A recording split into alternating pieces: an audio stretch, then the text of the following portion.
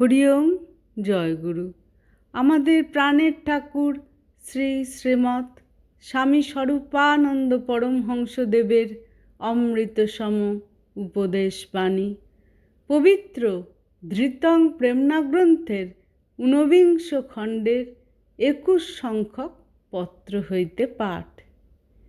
এই পুপুন কি আশ্রমটায় বসিয়া দিনের পর দিন, মাসের পর মাস অনাহার ক্লেশ সহ্য করিয়াছি।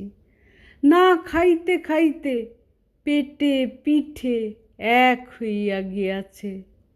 শুনিলে তোমাদের গল্পের মতো মনে হইবে যে বছরে 30টি দিনও 2 বেলা আহারীও গ্রহণ করিতে পারি নাই।